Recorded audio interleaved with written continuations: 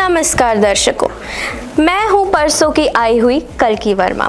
स्वागत है आपका माइक तोड़ न्यूज़ में। आज हम यहां बात करने वाले हैं एक ऐसी चीज़ की जो दिखती तो काफ़ी ग्लैमरस है, लेकिन अंदर से काफ़ी टॉक्सिक, केओटिक और मिसअंडरस्टूड होती है। जी हाँ, हम बात कर रहे हैं पीआर मिसहैप्स की, जिसकी शुरुआत हमेशा स्ट्रैटेजी से होती है, लेकिन उसका अंत ज़्यादातर कंट्रोवर्सी से ही होता है। आज हम जानेंगे ऐसा क्यों होता है। क्या एजेंसीज ऑडियंस को बेवकूफ़ समझती है या फिर खुद ही बेवकूफ़ है? तो चलिए चलते हैं सीधा ग्राउंड रियलिटी पर। हमारे साथ मौजूद है दो पीआर एजेंसीज के रिप्रेजेंटेटिव्स, जिन्होंने इंडस्ट्री तो सेम चूज की, लेकिन स्ट्रैटेजीज बिल्कुल अलग। ये है रिया, जिन्होंने हैंडल की लेटन की कंट्रोवर्सी, और ये है मिलोनी, जिन्होंने तारा सुतारिया की इमेज रिपेयर पर काम किया। तो चलिए शुरू करते हैं एडवांटेज विद कल्की Verma. Riya, Miloni, same industry, same level of pressure, लेकिन बिल्कुल different controversies and very different approaches. तो चलिए सीधा मुद्दे पर आते हैं। रिया, मिलोनी के तारा सुतारिया पीआर पर आपके कोई thoughts? Honestly, Kalki, the whole influencer redemption post was badly timed. I mean, तुमने एक इन्फ्लुएंसर से पोस्ट करवाया, उसी का पोस्ट रीपोस्ट किया for more views and more reach. But what was the point? I mean, the audience hadn't even moved on from AP and Tara's stage movement, and now she was making headlines for her and Veer's breakup. Audience को क्या लगेगा? तुम सच छुपाने की कोशिश कर रहे हो। Riya, please.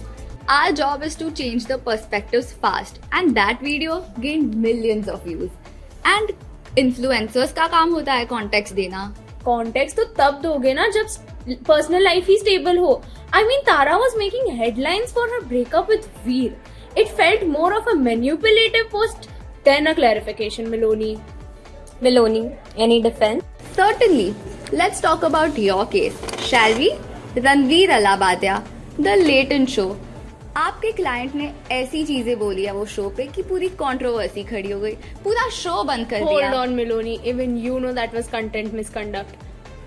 Exactly my point. अगर आप एक PR एजेंट हो तो you should be able to predict risks and not clean up people's messes. Unlike you, Miloni, we didn't fake positivity. We paused our content. We took accountability for whatever we did.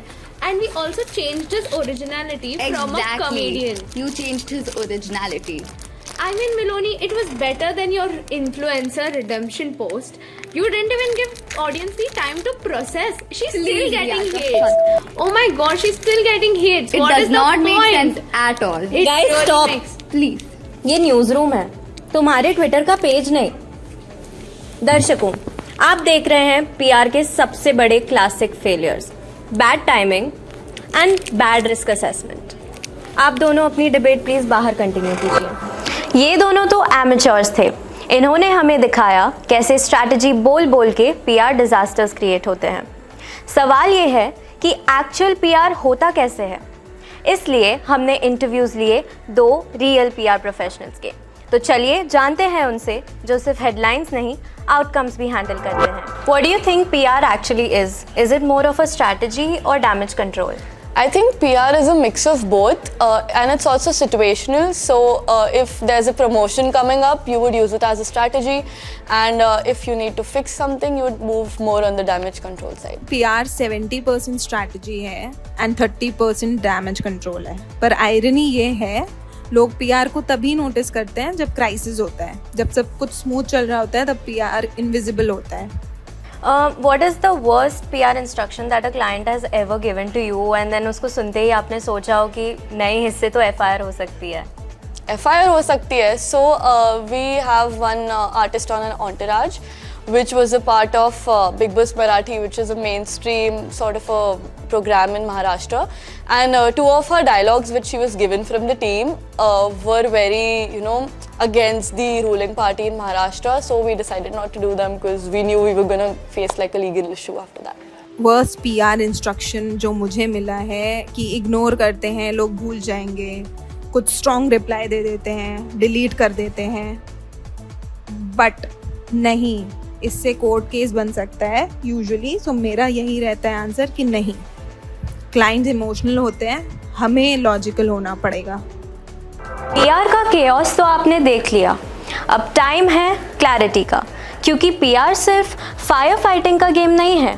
इसमें 3 P's याद रखने ज़रूरी होते हैं: planning, patience और people understanding. तो चलिए PR का करियर ब्रेक डाउन करते हैं step by step. Step 1, degree. A bachelor's degree in PR or communications is a must. Sadly, vibe से जॉब नहीं मिलती।